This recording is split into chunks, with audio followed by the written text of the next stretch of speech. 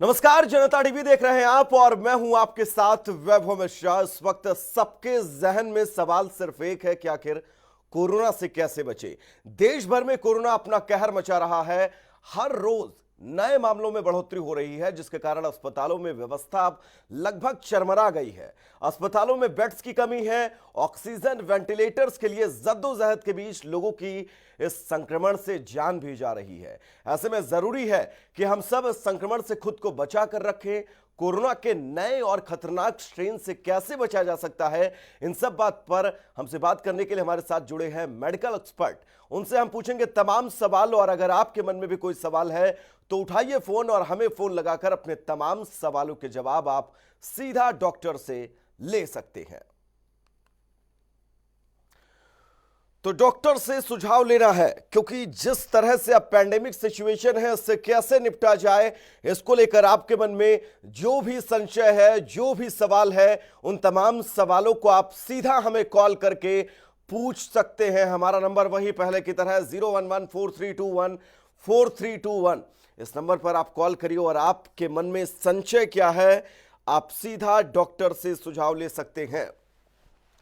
तो कोरोना का अब ये जो यू टर्न है, ये बड़ा खतरनाक है, क्योंकि जिस तरह से लगातार देश भर के अंदर आंकड़े बढ़ते जा रहे हैं, पैनिक की सिचुएशन है, लोग पैनिक हो रहे हैं। उस बीच एक राहत, एक ठीक आश्वासन आपकी जिंदगी को बचाने के लिए काफी है।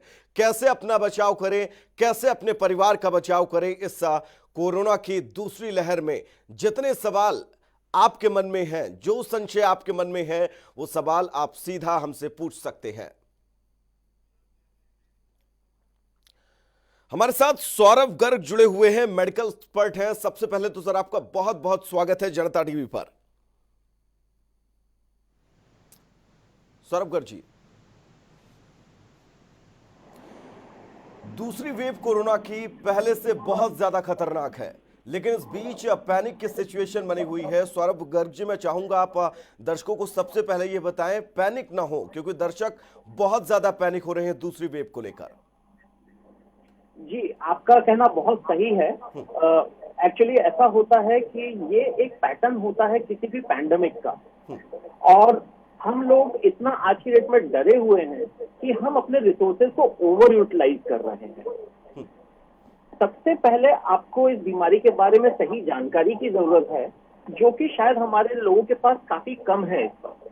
तो मैं आपके चैनल के माध्यम से ये बताना चाहूंगा कि ऑलमोस्ट 90% से ज्यादा मरीज ऐसे हैं जिनको किसी हॉस्पिटल की या किसी इलाज की भी जरूरत नहीं पड़ेगी और वो अपने आप ठीक हो जाएंगे। हमें सिर्फ इस बात का ध्यान रखना है कि अगर हमें किसी भी तकलीफ से गुजर रहे हैं, जैसे सर्दी, खांसी, बुखार, तब हमें एक डॉक्टर से कंसल्ट करके टेस्ट करा के उसका प्रॉपर उपचार करना है। 90% पेशेंट घर पे ठीक हो जाएंगे। जो एक नॉर्मल दवाइयां होती हैं उनके साथ में उनका पूरा इलाज घर पे संभव है।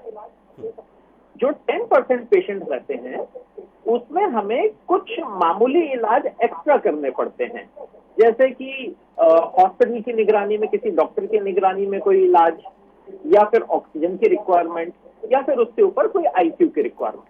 जो आईसीयू की रिक्वायरमेंट होती है वो 1% से भी कम मरीजों को होती है। डॉक्टर सौरभ गर्ग जी, अगला सवाल मैं आपसे लूंगा, लेकिन उससे पहले अपने दर्शकों को बता दूं कि हमारा नंबर 4321-4321, इस नंबर पर आप कॉल करके सीधा सवाल पूछ सकते हैं डॉक्टर सौरभ गर्ग से, जो मेडिकल एक्सपर्ट है। आपके मन में जितने भी संशय हैं, उन तमाम संशयों का समाधान जनता टीवी चाहता है कि आप तक पहुंचे।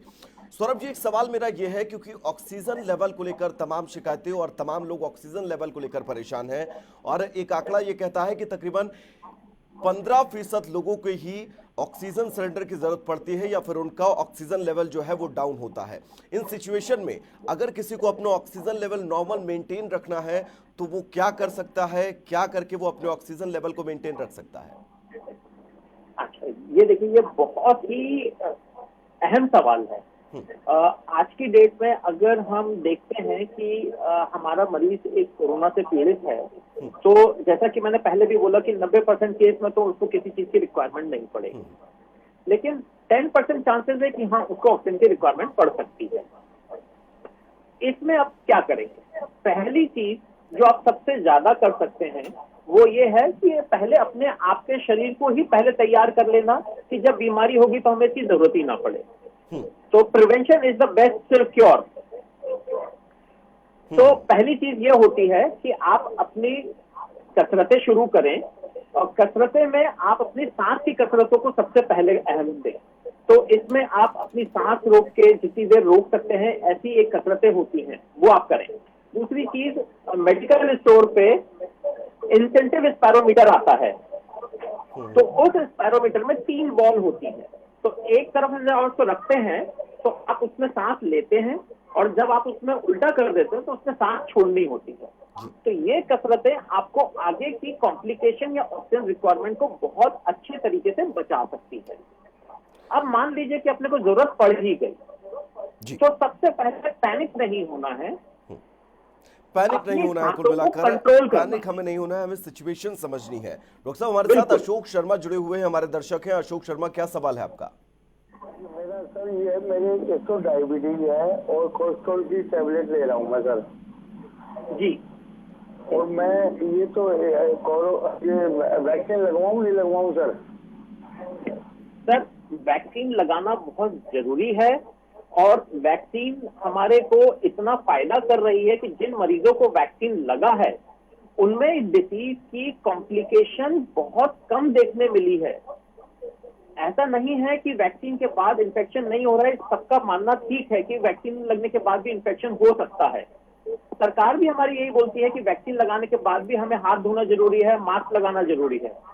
लेकिन जो सबसे बड़ा फायदा है वैक्सीन का, कि अगर हमारे मरीज वैक्सीन लगाएंगे, हमारे जनता, हमारे भाई लोग जो वैक्सीन लगाएंगे, उनको ऑक्सीजन की रिक्वायरमेंट या उनके सीरियस होने की चांसेस बहुत बहुत ज्यादा कम हो जाते हैं। It is just like 0.5%। Doctor साहब, हमारे साथ अगले कॉलर अनीता चोपड़ा जुड़ी हुई हैं साइबर सिटी गुरुग्राम से। अनीता, क्या सवाल है आपका? जी, मेरी एज है 54 और मुझे ये पूछना है कि मेरे को एलर्जी होती है, मैं क्या इंजेक्शन लगवा सकती हूँ? आपको किस तरीके की एलर्जी होती है मैडम? इस तरह की, मतलब जैसे वो चींटी काटने पे या मच्छर काटने पे हो जाता है ना, गफ्फर से कहते हैं, जैसे वो पूरी बॉडी में हो जाता है, सिर में भी और पूरी बॉडी पे, और रूटीन में ही होते हैं। मैं रोज ही एक गोली खा रही हूँ 6 महीने से। जी। पहले भी होती थी तो 5-6 साल नहीं हुई है, फिर रूटीन में हो गई है। तो मैं ये सेट्रिजन या लीजेंसेट लेती हूँ और मेरी पूरी बॉडी ही भर जाती है। अच्छा, देखिए, जनरली जो दवाइयों से होने वाली एलर्जी होती है वो काफी सीरियस होती है। अगर आप किसी दवाइयों से एलर्जिक नहीं है और ये मौसम की एलर्जी है जिसमें आपको पोलन्स मिलते हैं या कपड़ों के किसी रेशे से होती है, तो आप बिल्कुल ये वैक्सीन लगवा सकते हैं। जब भी आप अपने वैक्सीन सेंटर पे जाएंगे तो आप इस बात का जरूर जिक्र करेंगे अपने डॉक्टर के साथ, और उनकी भी सलाह यही होगी कि आप वैक्सीन ले सकते हैं। सौरभ जी, हमारे साथ रामनिवास जी जुड़े हुए हैं, पानीपत से हमारे अगले दर्शक है। रामनिवास जी, क्या सवाल है आपका? मैं चाहूंगा पूछे। सर जी नमस्ते, ये बताओ कि कोविड टेस्ट कब करवाना चाहिए? 99 बुखार है 2 दिन से। देखिए, इसमें कोई ऐसा डिमार्केशन नहीं है कि कितने फीवर के ऊपर आपको कोविड टेस्ट कराना चाहिए। पहली चीज, आपको अपने कुछ लक्षण देखने हैं, जैसे आपको बुखार कब आया, कितने दिन से आया, और क्या आपने अपने मास्क और अपनी सेफ्टी को कॉम्प्रोमाइज किया है। भले ही आप अपने किसी निकटतम व्यक्ति के साथ कॉम्प्रोमाइज किया हो, चाहे किसी बाहरी व्यक्ति के साथ किया हो। अगर आपका बुखार बना हुआ है, साथ में आपको काफी ज्यादा कमजोरी महसूस हो रही है, गले में खराश या कुछ खांसी जैसा लग रहा है, तो आप तुरंत टेस्ट करवाइए। अगर आपको लगता है कि आपका जो बुखार है वो अगले 24 घंटे में ठीक हो जाएगा, तो आप उसको रख सकते हैं। आप उस टेस्ट को 1 दिन के लिए मुलतवी कर सकते हैं। टेस्ट को लेकर सौरभ जी संशय रहता है लोगों के मन में। लोग क्या करते हैं कि सोचते हैं टाल दें, हो सकता है 1-2 दिन में ठीक हो जाए। ये कितना सही है? नहीं, ये बीमारी 1-2 दिन में ठीक होने वाली नहीं है। इसीलिए मैंने अभी अपने लास्ट कॉलर जी के लिए भी यही बात कही थी कि आप 1 दिन मैक्सिमम देखें, तुरंत टेस्ट करने का कोई फायदा नहीं है। लेकिन हाँ, आपको लग रहा है कि लगातार आप बीमार बने हुए हैं, बुखार टूट के वापस चढ़ रहा है, आप अगले दिन जरूर टेस्ट कराएं। अच्छा सौरभ जी, एक सवाल मैं आपसे ये करना चाहूंगा, क्योंकि जिस तरह से देश भर के अंदर अब स्थितियां वर्तमान है, आंकड़े बहुत तेजी के साथ बढ़ रहे हैं। हालांकि प्रिकॉशन बहुत जरूरी है, लेकिन चैन टूटना इस संक्रमण की भी बहुत जरूरी है। बिल्कुल। देखिए, ऐसा है कि ये एक पैंडेमिक है, ये एक ऐसी बीमारी है जो एक जने से दूसरे जने को फैलती है। इसीलिए हमें इस चेन को ब्रेक करना इस वक्त बहुत ज्यादा जरूरी है, और सरकार और ये हमारा खुद का भी एक नैतिक धर्म बनता है कि हम इस चेन को ब्रेक करने में गवर्नमेंट की पूरी मदद करें। तो अपना प्रोटेक्शन जो एक सबसे बेसिक चीज है, जो हम पिछले साल से सब लोगों को एजुकेट कर रहे हैं कि अपना मास्क और अपनी हैंड हाइजीन, इसको कभी कॉम्प्रोमाइज ना करें। हमारे साथ हमारे अगले कॉलर आर के कालिया जुड़े हुए हैं, अंबाला से दर्शक है। हमारे आर के कालिया जी, सवाल पूछेगा आप। नमस्कार जी। नमस्ते जी। देखिए, कल मेरी बात हुई है कि मैं ये अर्ज कर रहा हूँ आपसे, मैं गुजारिश ये कर रहा हूँ कि जो दूसरा वैक्सीनेशन वो कब लगना चाहिए, कितने वीक्स के बाद? पहले यहाँ तो 4 वीक्स की बात की जाती थी, अब सुनने में आया भी 8 वीक्स या 9 वीक्स के बाद। इनको थोड़ा ये बताइए प्लीज। अच्छा, देखिए, ये जो आंकड़े हैं ये हमें दवाई की कंपनियों के काफी बड़े हिस्से की रिसर्च के बाद मिलते हैं। करीब लाखों लोगों के ऊपर जब देखा गया और जब हमने कंपैरिजन किया तो दवाई कंपनियों ने कि किसमें हमें ज्यादा सेफ्टी मिल रही है और किसमें हमें ज्यादा प्रोटेक्शन मिल रही है, तब ये बात सामने आई है कि जिसमें कोवैक्सीन मैं फिर से दोहरा रहा हूं, उसके 2 डोजेस के बीच का अंतराल 4 से 6 हफ्ते होना चाहिए। जहां पे हम कोविशील्ड लगा रहे हैं, वहां पे जो 2 वैक्सीन के बीच का अंतराल है वो ऑलमोस्ट 2 महीने का होना चाहिए, करीब 6 से 8 हफ्ते। आप 8 हफ्ते पे लेंगे तो ज्यादा बेहतर रहेगा। ये समयावधि हुई सौरभ गर्ग जी, वैक्सीनेशन को लेकर लोगों के अंदर अभी भी संशय बरकरार है। वैक्सीनेशन में चाहूंगा आप एक बार प्रकाश डालें, कितना ज्यादा जरूरी है इस दौर में? वैक्सीन हमारे लिए एक तरीके से अमृत है इस वक्त। ये एक ऐसी दवाई है जो लाखों जीवन को बचा सकती है। आज की डेट में आप खुद देख रहे हैं, अपने टीवी चैनल के जरिए देख रहे हैं कि स्थिति बहुत ज्यादा खराब हो रही है। ये स्थिति को हम बचा सकते हैं एक वैक्सीन के द्वारा। आप खुद सोचिए कि आज अगर हम 1 करोड़ लोगों में से 1% लोगों को अगर वेंटिलेशन की जरूरत पड़ती है और हम सबको वैक्सीनेट कर लेते हैं, तो उस 1 करोड़ में से भी कितने 1% को भी जरूरत नहीं पड़ेगी। तो आप ये सोचिए कि हम कितना बड़ा एक रिसोर्सेज को हम बचा सकते हैं, अपने जीवन को बचा सकते हैं, अपने जिसको हम प्यार करते हैं, जिसके साथ हम रहते हैं, उनका जीवन को हम सेव और बचा सकते हैं। अच्छा सौरभ जी, मैं स्वास्थ्य मंत्रालय की प्रेस कॉन्फ्रेंस को सुन रहा था, उसमें यह साफ तौर पर लव अग्रवाल जी की तरफ से कहा गया कि एक संक्रमित मरीज तकरीबन 409 लोगों को संक्रमित कर सकता है। जी सर, देखिए, ये एक स्टडी होती है कि हम ये देख रहे होते हैं कि कैसे हमारी बीमारी आगे पनप रही है, बढ़ रही है। तो ये सारी स्टैटिस्टिकल एनालिसिस होती है। अगर हम असलियत की बात करें, अगर हम एक पीड़ित व्यक्ति को एक भीड़ में छोड़ दें तो उसकी कोई सीमा नहीं है वो कितने लोगों को बीमार कर दें। लेकिन आंकड़े ऐसा होता है कि हम उसको एट लार्ज उसको इम्प्लीमेंट करते हैं कि हमने देखा कि इतने लोग पॉजिटिव हैं और इतने लोग पॉजिटिव आ रहे हैं, आगे जाके इतनी पॉपुलेशन है, उसके बेसिस पे एक कॉम्प्लिकेटेड कैलकुलेशन की जाती है जिससे हम इसको निकालते हैं। अच्छा, हमारे साथ हमारा अगले दर्शक वीरेंद्र जुड़े हुए हैं हिसार से। वीरेंद्र, सवाल पूछेगा अपना। हाँ जी, हेलो जी, सवाल पूछेगा। नमस्ते सर। मैंने 2 दफा एंजियोप्लास्टी करवाई हुई है। हेलो। हाँ जी, आपकी आवाज क्लियर है। हाँ, मैंने 2 दफा, एक दफा 2002 में, एक दफा 2011 में मैंने एंजियोप्लास्टी करवाई हुई है जी। 2 दफा मैंने एंजियोप्लास्टी करवाई हुई है। और क्या मैं वैक्सीन पे जा सकता हूँ, वैक्सीन करवा सकता हूँ कि नहीं? बिल्कुल लेके जा सकते हैं, बिल्कुल करवा सकते हैं। इसमें आपको बस ये चुनना है कि आप कौन सी वैक्सीन लगा सकते हैं, और हर वैक्सीन के साथ कुछ इफ एंड बट होते हैं। कुछ चीजें हमें बंद करनी होती, कुछ दवाइयों के साथ इसके इंटरेक्शन होते हैं, तो हमें वो दवाइयां बंद करके एक सेफ समय पे हम उस वैक्सीन को बिल्कुल ले सकते हैं। अमूमन कोवैक्सीन में ये सारी चीजें होती हैं, लेकिन अगर आप कोविशील्ड को चुनते हैं तो इसमें आप बिना किसी दवाई को बंद किए जा सकते हैं, लेकिन इससे पहले अपने डॉक्टर से जरूर सलाह करें कि मैं ये वैक्सीन लेने जा रहा हूं, कहीं मेरी कोई ऐसी दवाई तो नहीं है जो इंटरेक्ट करेगी। 99.9% कंपनी ये दावा करती है कि इसका कोई इंटरेक्शन नहीं है। सौरभ जी, एक सवाल मैं आपसे ये करना चाहूंगा, फिर वो चाहे कोवैक्सीन का हम जिक्र करें, कोविशील्ड का जिक्र करें, क्योंकि दो वैक्सीन हमारे देश में इस वक्त है। कोवैक्सीन की पहली डोज और दूसरी डोज में कोई डिफरेंट है, फिर वो चाहे कोविशील्ड हो? नहीं सर, दोनों वैक्सीन सेम है और इसमें डोज का भी कोई डिफरेंस नहीं है, क्योंकि ये बहुत नए तरीके से और बहुत जल्दबाजी में बनी है।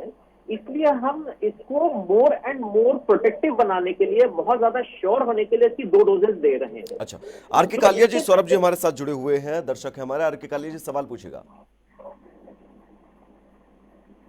जिसको कोरोना हो चुका हो, कोरोना जिसको हो चुका हो पेशेंट को, तो वो कितने दिनों के बाद लगवाए वैक्सीन? बस ये पॉइंट था प्लीज। सर करीब 2 महीने के बाद लगाना ठीक रहेगा। के बाद लगवा सकता है जी? सॉरी, 2 महीने के बाद लगवा सकता है जी? वही जो 2 महीने के बाद बिल्कुल लगवा सकते हैं। Thank you sir, thank you.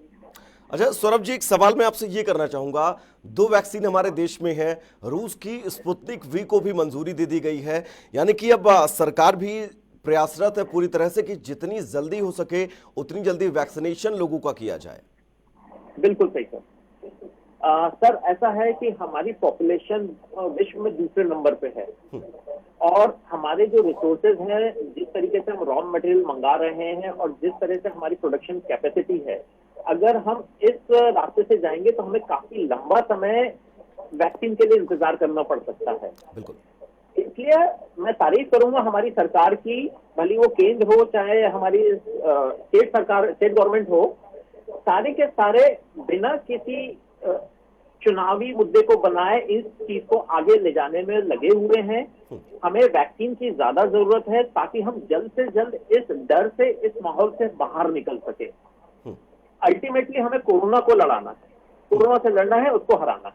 अच्छा सौरभ गर्ग जी, डाइट में चाहूंगा आप बताएं दर्शकों को हमारे, खान पान इस बीच वो कैसा रखे, फिर वो चाहे संक्रमित हो या फिर स्वस्थ लोग हों, खान पान इस वक्त कैसा रखे, क्योंकि खान पान बहुत मैटर करता है। सर हमारे पास ऐसे काफी मरीज आते हैं जो इस तरीके की रिक्वेस्ट भी लेके आते हैं और कुछ कंप्लेंट भी।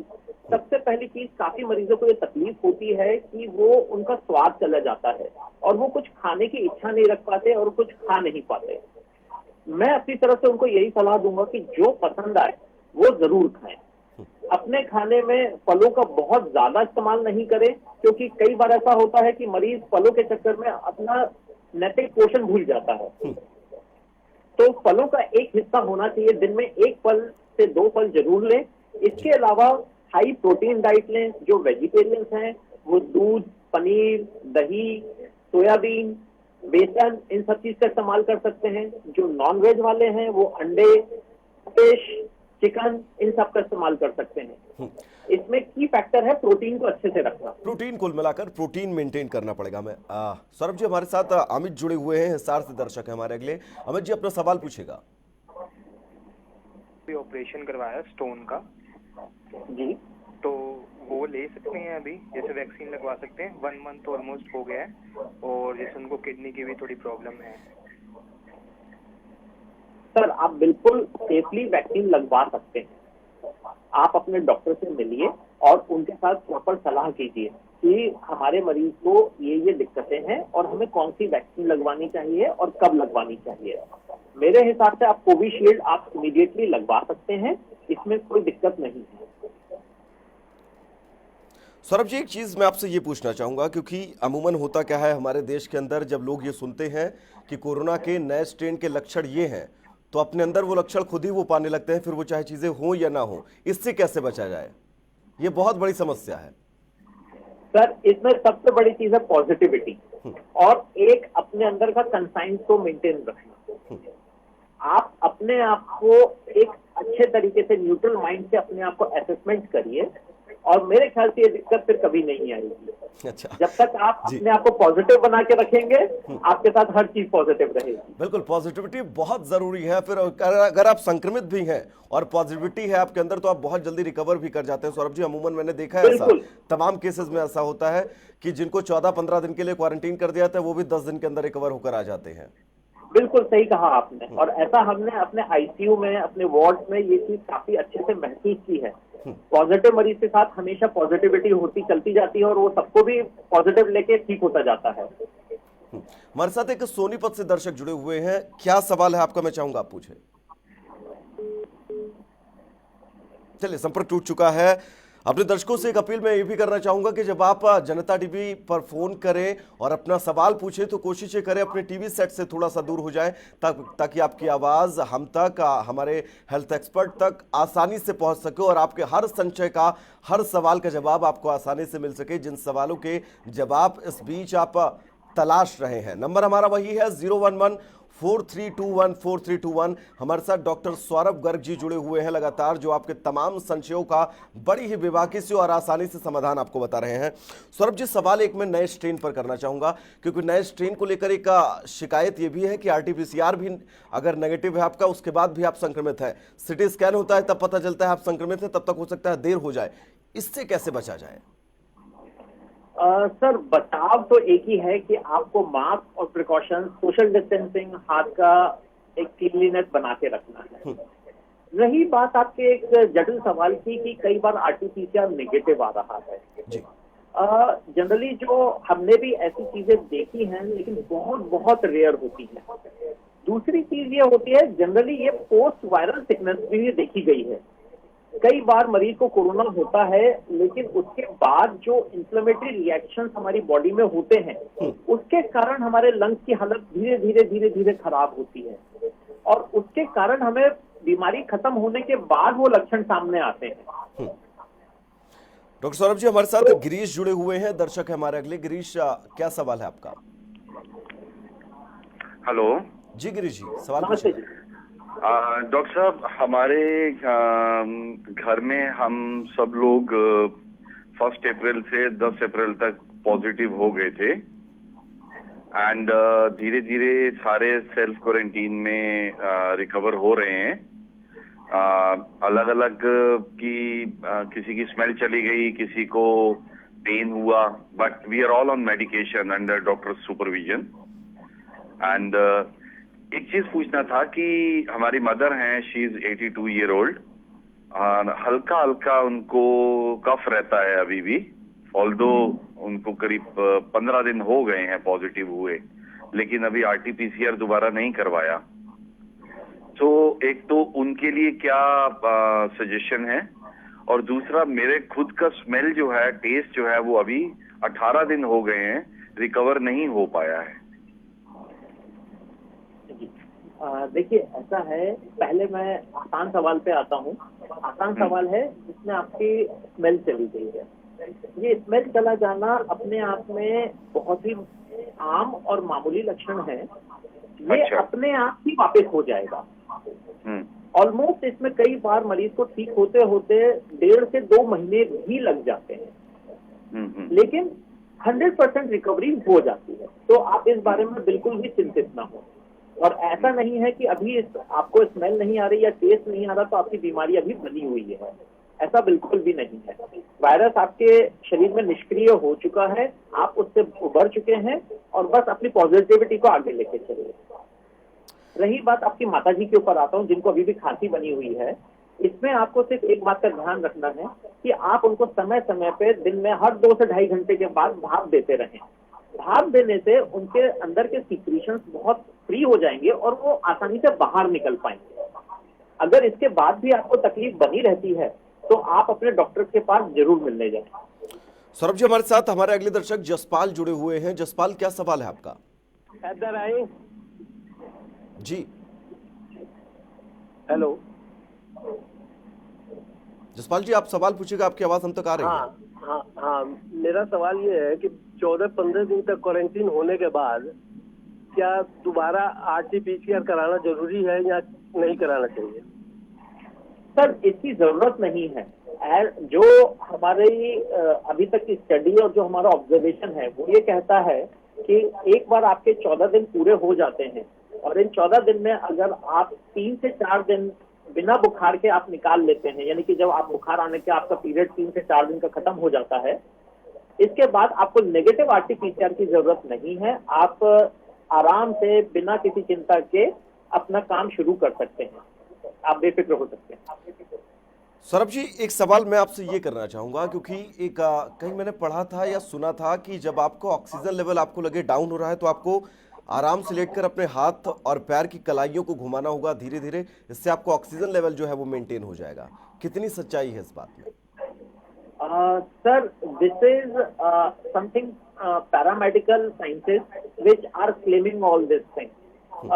हमारी साइंस इस चीज को एंडोर्स नहीं करती। हम meta analysis and result oriented science पे बिलीव रखते हैं, जिसमें हमारा ये मानना है कि जिसके लंग्स की कैपेसिटी पहले से ज्यादा अच्छी है या फिर उसके लंग्स का इन्वॉल्वमेंट कम है तो उसको ऑक्सीजन की जरूरत नहीं पड़ेगी।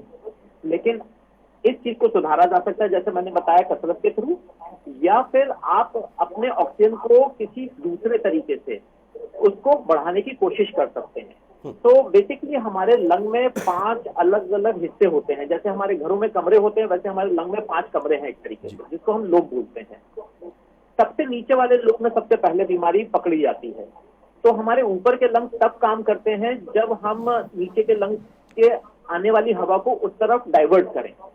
तो उसके कुछ तरीके होते हैं कि जैसे प्रोन वेंटिलेशन आपने सुना है, आज की डेट में काफी कॉमन है, अखबार भी उसको काफी छाप रहे हैं, टीवी भी काफी दिखा रही है। तो जब हम उल्टा होकर लेटते हैं तो वो जो एयर है वो हमारे हेल्दी लंग्स की तरफ चली जाती है।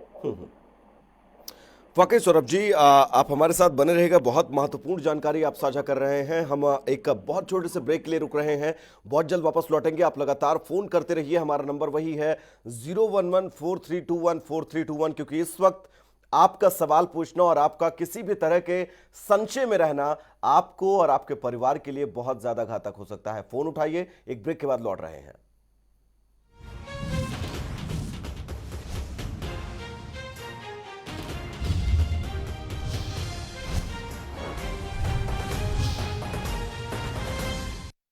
क्या है सक्सेस? चमकती फ्लैशलाइट्स, हर पल फैंस की बढ़ती तादाद, या फिर लंबी गाड़ियों में खुद से कोई बात?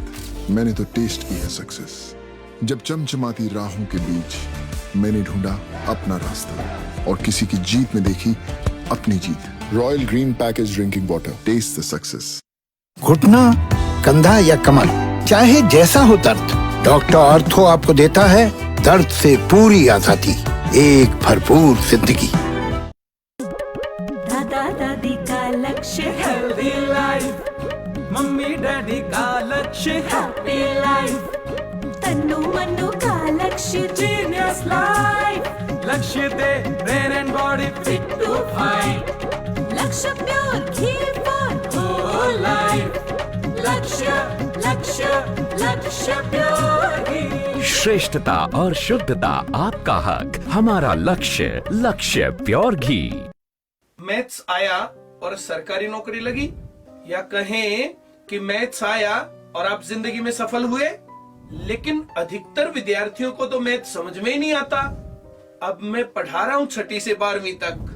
आपके बच्चे को मैथ्स तब तक मुश्किल लगेगा जब तक मेरी क्लास तक नहीं पहुंचता है। बच्चे को मेरी क्लास तक पहुंचाना आपकी जिम्मेदारी, उसके लिए मैथ आसान बनाना मेरी। मैंने तो टेस्ट की है सक्सेस। जब चमचमाती राहों के बीच मैंने ढूंढा अपना रास्ता और किसी की जीत में देखी अपनी जीत। Royal green package drinking water, taste the success. आप रोगों से परेशान हो या अंग्रेजी दवाओं से, विभिन्न प्रकार के टेस्टों से परेशान हैं या डॉक्टरों से, किसी भी प्रकार के रोगों के समाधान के लिए एक बार आइए नाड़ी वैद्य कायबे और पाइए अपने सभी रोगों का आयुर्वेद में सही इलाज।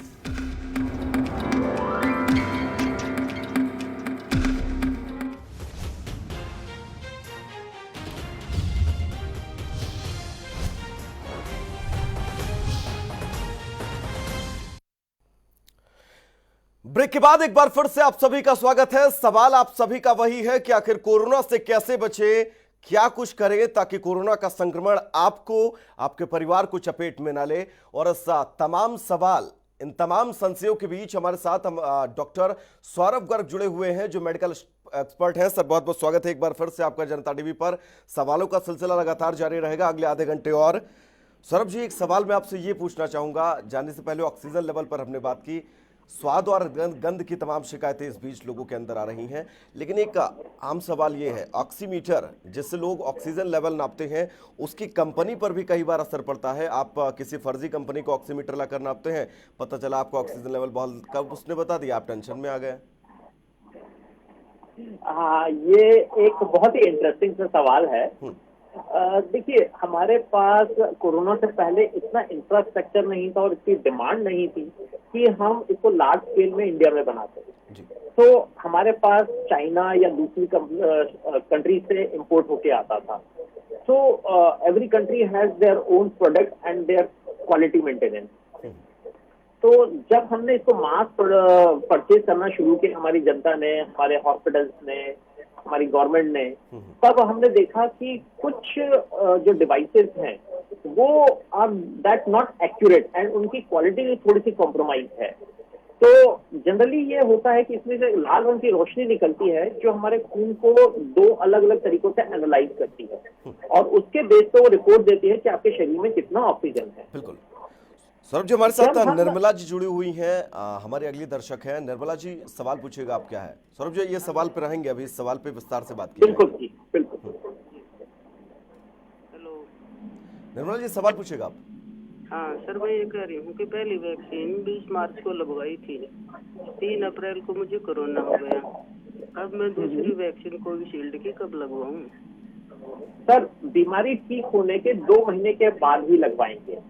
जी सर, थैंक यू जी। ये संशय बहुत बड़ा रहता है सौरभ जी लोगों के अंदर कि अगर उन्होंने पहली वैक्सीन लगवा ली, उसके बाद वो कोरोना से संक्रमित हो गए, तो इस बीच संशय में भी लोग नहीं जा पाते हैं कि हम वो जाएं फिर कुछ ऐसा ना हो। सवाल वो ऑक्सीमीटर वाला मैं आपसे कर रहा था, वो बात पूरी कर लीजिएगा आप। जी, तो जो ऑक्सीमीटर होते हैं जिसमें आपकी रीडिंग बहुत वेरिएबल आ रही है, उसमें मैं पर्सनली अपने पेशेंट्स को ये बोलता हूँ कि आपके पास 10 फिंगर्स हैं, आप इन 10 फिंगर्स का पूरा इस्तेमाल करें और ऑक्सीमीटर को हर फिंगर में लगा के देखें। जिस फिंगर में आपको सबसे ज्यादा वैल्यू मिल रही है और जिस फिंगर में आपको सबसे कम वैल्यू मिल रही है, हम इन 2 को कंसिडर करेंगे और इनका एक मीन ले लेंगे। अगर आपको लग रहा है कि आपकी ज्यादातर उंगलियों में सैचुरेशन एक जैसा आ रहा है तो हम उसी को मान के चलेंगे, लेकिन अगर सब में वेरिएबल आ रहा है और वेरिएबल बहुत ज्यादा नहीं है तो आप उसका एवरेज ले सकते हैं। सौरभ जी, मौसम भी इस दरमियान बहुत बड़ी चुनौती बना हुआ है क्योंकि मौसम बदल रहा है और अमूमन ऐसा होता है जब क्लाइमेट चेंज होता है तो लोग बीमार होते हैं, खांसी जुकाम बुखार ये आम हो जाता है, और इसी बीच संक्रमण की ये दूसरी लहर, कैसे दोनों में अलग अलग पहचान की जाए? सर, बीमारी पहले पुरानी वाली मामूली हो या इस वक्त की कोरोना की सेकंड लहर में आप ग्रसित हो, दोनों में हमें अपने आप को प्रोटेक्शन तो करना ही है। क्यों? क्योंकि दोनों ही बीमारियां संक्रमण से फैलने वाली हैं और ये हमारा डाउन टाइम तो रखती ही है। डाउन टाइम का मतलब है बिस्तर पे हमें जो भी समय गुजारना पड़ता है, तो प्रोटेक्शन तो वही रखनी है। रही बात अब इन दोनों के बीच में फर्क कैसे करना है, तो जो पहले बीमारियां थी, जो आज से कोरोना से पहले की बीमारियां थी, वो काफी माइल्ड होती थी और वो हमारी जो डॉक्टर के प्रिस्क्रिप्शन से मिलने वाली दवाइयों पर बहुत अच्छा रिस्पॉन्स देती थी। अगर और दूसरी चीज, उनमें सर दर्द, ऑक्सीजन में कमी, भूख नहीं लगना या फिर अपने टेस्ट का या स्मेल का चले जाना, ये लक्षण बहुत रेयर होते थे। तो कुछ ऐसे लक्षण हैं जो इसमें नए हैं जिनके कारण आप इस चीज को पहचान सकते हैं। खासतौर से एक नया लक्षण है जो कि जीआई सिम्टम हम बोलते हैं, यानी कि दस्त लग जाना, जो कि बहुत कॉमन है कोरोना में, जो पहले के इन्फ्लुएंजा वायरसेस में नहीं होता था। सौरभ जी, हमारे साथ भानु हमारे अगले दर्शक जुड़े हुए हैं मुरैना से। भानु जी, सवाल पूछिएगा, क्या है आपका सवाल? साहब, मुझे तकरीबन 4-5 दिन पहले हल्के से लक्षण लगे थे जिसमें मुझे थोड़ा सा बुखार लगता था सुबह उठते टाइम और खांसी भी रहती थी, लेकिन चूंकि अब मुझे वो लक्षण नहीं है, लेकिन अब थोड़ा सा क्या है कि टेस्ट में प्रॉब्लम आना, टेस्ट समझ में नहीं आता और स्मेल करने में प्रॉब्लम आना, ये लक्षण ये 2 हैं। और बाकी के जो लक्षण है वो तकरीबन 3-4 दिन पहले थे। तो क्या मुझे टेस्ट के लिए जाना चाहिए? आपको सिर्फ टेस्ट ही नहीं करवाना चाहिए, बल्कि आपको अपने आप को आइसोलेट भी करना चाहिए। अगर आपको जरा सा भी लग रहा है कि आप इस बीमारी से ग्रसित हो सकते हैं, तो कृपया कर अपने आप को आइसोलेट करें, अपने परिवार की सेफ्टी को ध्यान में रखें, अपने परिजनों की सेफ्टी को ध्यान में रखें और अपना टेस्ट जरूर करवाएं। जी जी बिल्कुल, थैंक यू। वही इसी चीज का सौरभ जी हम जिक्र कर रहे थे कि लोग जो है वो टेस्ट से बच रहे हैं। कुछ नॉर्मल सिम्टम्स होते हैं, उनको वो नजरअंदाज कर जाते हैं। नजरअंदाज करना कितना खतरनाक हो सकता है?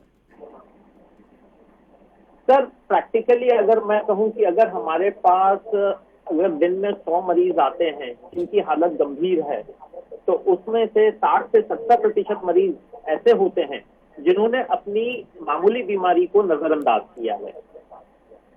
अगर यही चीज उन्होंने नजरअंदाज न करके पहले ही ट्रीटमेंट शुरू किया होता, या फिर उन्होंने एक सही सलाह के साथ अपने आप को प्रॉपर इलाज लिया होता किसी विशेषज्ञ की निगरानी में, तो वो शायद आज हमारे पास विद सीरियस डिमांड लेके नहीं आते।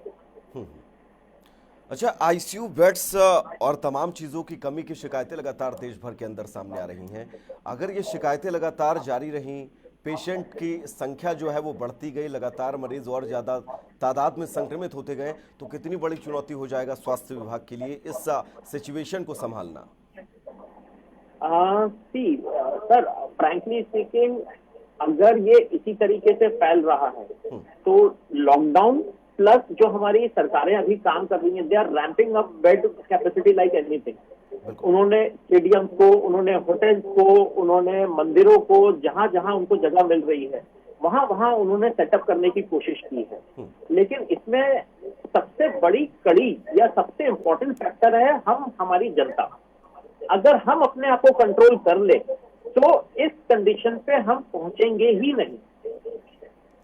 हमारे साथ करनाल से सर एक दर्शक जुड़े हुए हैं, सवाल ले लेते हैं पहले उनसे। देवत जी करनाल से हैं, क्या सवाल है आपका? हिसार से जी। हाँ जी देवत भारी जी सवाल पूछेगा। हाँ जी सर, मुझे ना जी मैंने 17 मार्च को मैंने कोविशील्ड की डोज ली थी जी। तो आप मुझे कितने दिन के बाद टीका लगवाना चाहिए जी?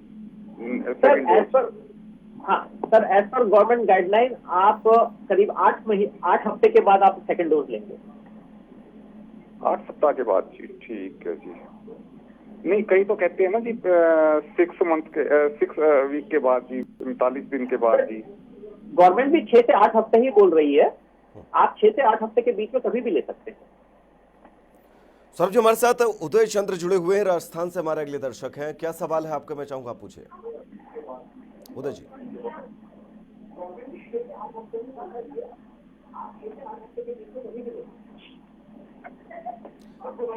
एक अपील मैं अपने दर्शकों से करना चाहूंगा कि जब आप हमें फोन करें तो कोशिश करें अपने टीवी सेट से थोड़ा सा दूर होकर हमें कॉल करें, ताकि आपका सवाल, हमारी आवाज आप तक बहुत आसानी से पहुंच सके और आपके सवालों का जवाब आपको मिले। संपर्क शायद टूट चुका है उदय चंद जी से। मैं चाहूंगा आप लगातार कोशिश करते रहे कॉल करने की। सौरभ जी एक सवाल तब तक मैं आपसे ले लेता हूं। सूखी खांसी और बलगम की खांसियों की तमाम वैरायटियां हैं, इसमें लोग बड़ा परेशान रहते हैं। तो नए स्ट्रेन के लक्षण में खासतौर पर सबसे ज्यादा कौन सी खांसी जो है, अगर वो आती है तो आपको चिंता का विषय है? सर देखिए, खांसी अपने आप में ही बहुत बड़ी टॉपिक हो सकता है जिसका हम पूरे दिन भर बात कर सकते हैं। नॉर्मली जो वायरस से होने वाली खांसी होती है वो सूखी होती है, लेकिन आगे जाके जब वायरस हमें इन्फेक्ट करता है तो हमारे शरीर की इम्यूनिटी काफी कम हो जाती है, क्योंकि हमारा शरीर उससे लड़ने में लगा हुआ होता है। तब जो हमारे आसपास के कीटाणु होते हैं वो हमारे शरीर के ऊपर कब्जा करने लगते हैं। That is called as superimpose infection. तो अब आप देखेंगे कि कोरोना के मरीज को शुरू में सूखी खांसी रहेगी, लेकिन अगर उसकी हालत बिगड़ती है तो उसके चेस्ट में जिससे जैसे इन्फेक्शन आता जाता है, वैसे ही हम एंटीबायोटिक को भी चेंज करते हैं। एंटीबायोटिक वायरस के लिए नहीं होती, बैक्टीरिया के लिए होती है। तो जो सुपर एडेड इन्फेक्शन होते हैं वो कुछ भी यानी कि गीली खांसी भी कर सकते हैं, बलगम वाली खांसी जिसको हम बोलते हैं। तो ये कहना कि सिर्फ सूखी खांसी होगी या बलगम वाली खांसी होगी ये गलत है। वायरस में शुरू में सूखी खांसी होगी, लेकिन अगर इन्फेक्शन हुआ तो वो बलगम वाली खांसी में भी कन्वर्ट हो सकती है। सौरभ जी, हमारे साथ दिल्ली से एक दर्शक जुड़े हुए हैं, कुमार जी। कुमार, क्या सवाल है आपका? डॉक्टर साहब, ये जो एंटीबॉडीज डेवलप हो जाती हैं, आईजीजी और आईजीएम, ये कितने महीने तक रहती हैं? और दूसरा ये है कि एग्जैक्टली जो आजकल वैक्सीनेशन हो रहा है उसमें 80% लोगों को पता ही नहीं है कि वो पॉजिटिव हैं, और वो पॉजिटिव में ही जाके वैक्सीनेशन करा रहे हैं, और स्थिति जो है और ज्यादा भयानक होती जा रही है। तो हम कोई वैक्सीनेशन का प्रोटोकॉल ऐसे नहीं डेवलप कर सकते फीफो में कि जिनका पहले 6-7 दिन स्क्रीनिंग हो चुका हो, they are eligible for vaccination, क्योंकि आधे से ज्यादा लोग कोरोना पॉजिटिव हैं और वो वैक्सीनेशन करा रहे हैं और उनको मालूम ही नहीं है कि वो क्या कर रहे हैं। जी सर, मैं आपके सवालों को एक एक करके जवाब देता हूँ। पहली चीज, बीमारी होने के बाद जो एंटीबॉडीज बनती हैं वो करीब 3 से 6 महीने तक आपके शरीर में रहती है, और 3 से 6 महीने तक अलग अलग रिएक्शंस होते हैं। जिसको माइल्ड होती है उसमें कम बनती है, जिसमें सीवियर बीमारी होती है उसमें ज्यादा बनती है। तो depending on their titre they are capable of fighting this infection in future. यानी कि आज आपको हुआ है तो अगली बार कब होगा, तो ये आपकी इम्यूनिटी यानी कि आपके एंटीबॉडी के लेवल को भी मैं एक तरीके से कह सकता हूँ कि हम उससे देख सकते हैं कि भाई आपको रिस्क कब हो सकता है। रही बात आपके दूसरे सवाल की कि वैक्सीन और पॉजिटिव पेशेंट जो एक साथ हो रहा है, तो मैं स्थिति को क्लियर करने के लिए कह सकता हूं कि वैक्सीन और बीमारी में कोई इंटरेक्शन नहीं है। एक जो मामूली सा या कहना चाहूंगा कि हाँ, जब हम वैक्सीन लगाएंगे तो जिसको बीमारी हो रही है, ऑलरेडी वो इन्फेक्टेड है, उसमें लक्षण थोड़े से तेज हो जाएंगे, और ये जो लक्षण तेज होते हैं ये एक तरीके से आपके लिए फायदेमंद है। इसका मतलब है कि वैक्सीन आपकी बॉडी में बहुत जल्दी ही एंटीबॉडी बनाने के लिए प्रयास कर रही है ताकि आप इस बीमारी से जल्द लड़ सकें। सौरभ जी, हमारे साथ एक दर्शक और जुड़े हुए हैं, अजय हैं, वो भी दिल्ली से। अजय, मैं चाहूंगा आप सवाल पूछे अपना। हेलो जी, सवाल पूछिएगा अजय जी। सर, मेरी मम्मी हार्ट पेशेंट है, उनके दिल का वॉल जो है वो सिकुड़ा हुआ है, एक वॉल। तो डॉक्टर ने उन्होंने ऑपरेशन भी बोली हुई है, तो मैं पूछना चाहता हूँ कि उनको वैक्सीन लगवानी चाहिए क्या नहीं? सर थोड़ा जोर से बोलेंगे प्लीज। सर, मेरी मम्मी की उम्र 55 साल है जी, और मेरी मम्मी की एज जो है 55 साल है, और उन्होंने उनका हार्ट पेशेंट है, उनका हार्ट का एक वॉल सिकुड़ा हुआ है, तो डॉक्टर ने उन्हें ऑपरेशन की बोली हुई है जी। तो उनको वैक्सीन लगवानी चाहिए क्या नहीं चाहिए? बिल्कुल लगवानी चाहिए, बल्कि ऐसे मरीज के लिए वैक्सीन एक वरदान की तरह है, क्योंकि खुदा न खाता, भगवान न करे, अगर वो कोरोना के शिकार हुई तो उनके लिए ये बीमारी बहुत ही जानलेवा भी साबित हो सकती है। इस केस में वैक्सीन एक ऐसी हथियार है हमारे पास जिससे हम इस बीमारी को बहुत अच्छे से कंट्रोल कर सकते हैं या उसको रोक सकते हैं। तो प्लीज उनको वैक्सीन लगवाइए। कुल मिलाकर ये कहा जा सकता है डॉक्टर साहब कि वैक्सीनेशन बहुत ज़रूरी है, करना ही पड़ेगा आपको वैक्सीनेशन अपने और अपने परिवार को सुरक्षित रखने के लिए। एक सवाल मैं आपसे ये सौरभ जी पूछना चाहूँगा, मान के चलिए कोई स्वस्थ मनुष्य है, वो वायरस से संक्रमित होता है, चेन क्या होती है उसके संक्रमण से लेकर उसकी डेथ तक की, रिकवर हो जाता है वो बात अलग है, लेकिन उसके संक्रमित होने से डेथ तक की यानी कि वायरस के मारने की जो मारक क्षमता है उसकी प्रक्रिया क्या होती है? सर, ऐसा होता है कि जो व्यक्ति पहली बार किसी संक्रमित व्यक्ति के कांटेक्ट में आता है, हम उस व्यक्ति से शुरू करते हैं। वो एक संक्रमित व्यक्ति के कांटेक्ट में आया, उसके पास वायरस उसके शरीर में आया और वहां पर वो मल्टीप्लिकेशन शुरू कर देता है। करीब 1 या 2 दिन तक वायरस इस मरीज के अंदर संक्रमित पूरे शरीर को कर लेता है और 2 या 3 दिन में वो इस काबिल हो जाता है कि वो बाकी के किसी भी व्यक्ति को संपर्क में आने वाले को बीमार कर सकता है। लेकिन ये इस पीरियड में पहले व्यक्ति के पास कोई भी लक्षण नहीं होते। इस बीमारी के लक्षण पहली बार वायरस के कांटेक्ट में आने के करीब हफ्ते भर के बाद शुरू होते हैं। तो ये जो हफ्ता है, इसमें से 3 से 4 दिन करीब ऐसे हैं जिसमें संक्रमित व्यक्ति को बिल्कुल भी पता नहीं होता और वो इस बीमारी को अनजाने में फैलाता रहता है। लेकिन इसमें जो फैलने की दर होती है वो काफी कम होती है। तो इसमें काफी क्लोज कॉन्टैक्ट ही ऐसे हैं जिनके पास वो काफी करीब जा रहा है, अपने मास्क को कॉम्प्रोमाइज कर रहा है, जैसे अपने परिवार के, क्लोज परिवार के लोग इसमें शामिल होते हैं। इसके बाद का जो फेज होता है जिसमें उसको बीमारी सामने लक्षण दिखने लगते हैं, इसमें उसकी संक्रामक प्रक्रिया बहुत तेज होती है और वो बहुत लोगों को काफी दूर से भी इन्फेक्ट कर सकता है। इसीलिए उसके छींकने से या उसके बिना मास्क के बोलने से जब हमारे कण बाहर निकलते हैं, कई बार सलाइवा से, तो उसके साथ भी ये वायरस बाहर आ सकता है। तो इस तरीके से ये बीमारी आगे बढ़ती है। फिर इसके बाद करीब 2 हफ्ते बाद इसका जो वायरस होता है वो डाउन ट्रेंड पे चला जाता है। उसका जो हमारी बॉडी होती है उसके अगेंस्ट लड़ना तैयारी शुरू कर चुकी होती है। और अगर व्यक्ति ठीक होने की कगार पे है तो ये वायरस का जो लोड होता है हमारे शरीर में वो बहुत एक्सपोनेंशियली कम होता है। तो ऑलमोस्ट करीब 1 हफ्ते के अंदर, टोटल 3 हफ्ते में आप पूरी तरह से वायरस से फ्री हो जाते हैं। लेकिन जो बीच का 1 हफ्ता है वो सबसे ज्यादा संक्रामक होता है। पहला हफ्ता कम होता है, लेकिन हाँ, उसमें पॉसिबिलिटी है। मतलब सौरभ जी, ये कहा जा सकता है कि शुरुआती जो 14 दिन है ये बड़े चुनौतीपूर्ण है और इसीलिए 14 दिन क्वारंटीन पीरियड भी रखा गया है। जी सर, बिल्कुल सही, आपने बिल्कुल सही। जी, हमारे साथ अब भगवान सिंह जी जुड़े हुए हैं, हिमाचल प्रदेश से दर्शक है हमारे। भगवान जी, सवाल पूछिएगा आप अपना। चलिए सौरभ जी, संपर्क टूट चुका है भगवान सिंह जी से। तब तक मैं एक संशय मेरे मन में भी है, मैं आपसे पूछना चाहूंगा।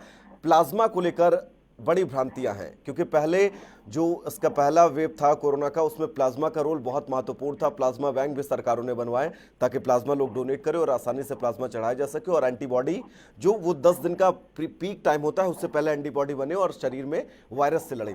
इसमें इस नए वेरिएंट पे प्लाज्मा कितना कारगर है? सर, वेरी स्पेसिफिकली टेलिंग, ये तीनों चीज के ऊपर लागू है। पहली रेमडेसिविर, दूसरी फेविफ्लू या फेविपिराविर, दूसरा प्लाज्मा। ये तीनों चीजें अभी तक इन्होंने बहुत ज्यादा स्टडीज जब होती हैं, एक लार्ज मेटा एनालिसिस से भी इनके कोई फायदे सामने नहीं आए हैं। यानी कि अगर मैं ये कहूँ कि मैं अपने मरीज की जान बचाना चाहता हूँ तो ये तीनों ही दवाइयां संजीवनी बूटी की कैटेगरी में नहीं आती। तो ये एक ऑप्शन है हमारे लिए जिससे हम अपने बीमारी को थोड़ा सा कम करने की कोशिश कर सकते हैं, या हम एक अपने शरीर को एक सपोर्ट दे रहे हैं, एडिशनल सपोर्ट, जिससे हमारा शरीर को उतना वक्त मिले कि वो लड़ाई कर सके इस वायरस के अगेंस्ट में। वाकई सौरभ जी, हमारे साथ भिवानी से एक दर्शक और जुड़े हुए हैं। मैं चाहूंगा आप सवाल पूछे, क्या है आपका? पहला राम जी, संपर्क टूट चुका है पहला राम जी से। एक सवाल मैं आपसे ड्रॉपलेट्स को लेकर करूंगा, इस सवाल पूछूंगा, लेकिन अंजू वर्मा हमारी दर्शक जुड़ी हुई है फरीदाबाद से। अंजू, आप सवाल पूछेगा पहले अपना। हेलो अंजू, इस सवाल पूछेगा। हाँ जी, मैं अंजू वर्मा बोल रही हूँ। मेरे फादर हैं वो शिवचरण वर्मा, उन्हें शुगर है, डायबिटीज है और उनको हाफ पैरालाइज है। तो क्या उन्हें कोरोना वैक्सीन लगाई जा सकती है? बिल्कुल, मैंने पिछले दशक को भी यही कहा था और आपको भी यही चीज कहूंगा कि आपके केस में, आपके मरीज के लिए, आपके परिजन के लिए ये दवाई एक अमृत की तरह हो सकती है। आप ये वैक्सीन उनको प्लीज लगवाएं, अपने डॉक्टर से कंसल्ट करें कि कौन सी वैक्सीन आपके लिए सबसे ज्यादा सेफ रहेगी और कौन सी दवाइयां जो आपके मरीज ले रहे हैं उनके साथ उनका इंटरेक्शन हो सकता है। इन सबको ध्यान में रख के इनका वैक्सीनेशन जरूर कराएं, ये आपको निश्चित ही 100% फायदा देगी। सौरभ जी, हमारे साथ भगवान सिंह जी जुड़े हुए हैं हिमाचल प्रदेश से। भगवान जी, सवाल पूछेगा, क्या है आपका? हेलो जी। हाँ डॉक्टर साहब, हेलो बोलिए जी। हाँ, मेरा ओपन हार्ट सर्जरी हुआ हो डॉक्टर साहब 2 साल पहले, और थोड़ा मेरे को जैसे इंजेक्शन वगैरह जो वैक्सीन है वो लगाने चाहिए। बिल्कुल लगाना है आपको वैक्सीनेशन जरूर लगाना है। क्यों? क्योंकि अगर भगवान न करे कभी आपको कोरोना हुआ तो आपको एक हाई रिस्क कैटेगरी में ही रखा जाएगा, क्योंकि जिन मरीज को हार्ट का ऑपरेशन हुआ होता है, जिनको डायबिटीज है या कोई दूसरे नए तरीके की बीमारियां हैं या फिर जिनके फेफड़े पहले से ही खराब हैं, ये सारी कैटेगरी हाई रिस्क में आती हैं। इनके ऊपर अगर कोरोना आता है तो वो विकराल रूप लेके आ सकता है, इसके बहुत ज्यादा चांसेस होते हैं। तो प्लीज वैक्सीन लीजिए। सौरभ जी, आप प्रसार के वायरस के प्रसार की बात कर लेते हैं, क्योंकि ड्रॉपलेट्स के जरिए ये वायरस फैलता है, लेकिन कुछ लोगों के अंदर संशय ये है हवा में भी एयरबॉर्न भी हो सकता है ये वायरस, या फिर सतह को छूने से भी हो सकता है। सर देखिए, ये काफी इंटरेस्टिंग फैक्ट है। देखिए, ये जो हवा में चलने वाली बात है, तो इसके ऊपर मैं I am very clear about this thing कि ऐसा नहीं है कि आप बाहर निकलेंगे, अपनी छत पे निकलेंगे या पार्क में निकलेंगे और आपको ये वायरस पकड़ लेगा। ये ऐसा नहीं होगा। होता यह है कि जब कोई भी व्यक्ति खांसता या छींकता है तो उसमें बहुत ही महीन ड्रॉपलेट आपकी हवा में आ जाते हैं। अगर आप इस दायरे में हैं, ये दायरा करीब 2 गज का होता है, अगर आप इस दायरे में हैं तो जरूर आप इसकी चपेट में आ सकते हैं। अब फर्ज कीजिए कि आप एक क्लोज स्पेस में हैं, जैसे मूवी थिएटर हो गया या एक ऐसी बिल्डिंग जिसमें सेंट्रलाइज एसी है, तो इसमें एक जगह से आपकी हवा आती है और एक जगह से आप उसकी हवा एग्जिट कर रही होती है। तो जो टर्न ओवर या roll over of this droplets होता है वो ज्यादा होता है। तो इसमें ये 2 गज की दूरी को नापना थोड़ा सा मुश्किल होता है और ये एक आर्बिट्री फिगर हो जाता है। जहाँ पे हाई फ्लो है, जहाँ पे आपका एयर का मूवमेंट बहुत ज्यादा है, तो ये जो ड्रॉपलेट है ये 2 गज से ज्यादा दूरी पे जाएंगे। ये अमूमन 10 से 12 गज भी जा सकते हैं और उससे ज्यादा भी जा सकते हैं। तो इसलिए ये दायरा बढ़ गया। इसलिए ये कहा जाता है कि ऐसी जगह पे जहाँ क्लोज है, जहाँ पे हवा का ऐसा वेंटिलेशन का मेथड ऐसा है कि जो एक जगह से दूसरी जगह ट्रांसफर कर रहा है, तो इस जगह पे आपको खतरा है। अदरवाइज ये वायरस हवा में ज्यादा देर जिंदा नहीं रहता, सतहों पे ये ज्यादा देर जिंदा नहीं रहता। अच्छा सौरभ जी, सिगरेट अल्कोहल को लेकर भी तमाम तरह की भ्रांतियां हैं लोगों के अंदर, और कुछ व्हाट्सएप यूनिवर्सिटी भी बहुत ज़्यादा ज्ञान दे रही है इन तमाम चीज़ों को लेकर। मैं चाहूँगा आप साफ करें, सिगरेट अल्कोहल इस वक्त कितना ज़्यादा हानिकारक है? सर, अगर कोई भी व्यक्ति कुछ समय से सिगरेट का सेवन कर रहा है और अल्कोहल का सेवन कर रहा है, तो सिगरेट का जो इस्तेमाल है वो सीधे सीधे लंग के ऊपर हानिकारक प्रभाव डालता है। और ऐसा देखा गया है कि एक नॉर्मल व्यक्ति के कंपैरिजन में सिगरेट पीने वाले व्यक्ति को 8 गुना ज्यादा रिस्क होता है सीवियर इन्फेक्शन में जाने का। अगर वो व्यक्ति अपनी सिगरेट की लत को छोड़ता है तो करीब करीब 3 से 4 महीने लग जाते हैं उसको वापस अपने नॉर्मल व्यक्ति के कंपैरिजन में रिस्क फैक्टर पे आने पे। रही बात शराब की, तो शराब भी कुछ इसी तरह हमारी इम्यूनिटी को कम करती है। जब अल्कोहल के लेवल बढ़ जाते हैं तो it creates oxidant in our body. तो ये जो ऑक्सीडेंट होते हैं ये हमारे अच्छे सेल्स को बहुत ज्यादा नुकसान बनाते हैं और एक तरीके से उनको मारने की कोशिश करते हैं। तो आप ये समझिए कि आज अगर मेरा जो नया सेल है वो 10 दिन जितना पुराना है, तो ये एक अल्कोहल की डोज उससे करीब 100 दिन पुराना बना देगी। तो करीब करीब इस तरीके का इफेक्ट ये सिगरेट और अल्कोहल हमारे शरीर पे करते हैं। तो प्लीज इस भ्रांति में ना रहें कि अल्कोहल हमारे वायरस को सतहों पे मारता है तो हम उसको पिएंगे तो वो हमारे शरीर में भी वही काम करेगा। नहीं, वो बल्कि विपरीत काम करेगा। सौरभ जी, पालीराम जी जुड़े हुए हैं, दर्शक है हमारे भिवानी से। पालीराम जी, मैं चाहूंगा आप सवाल पूछे अपना।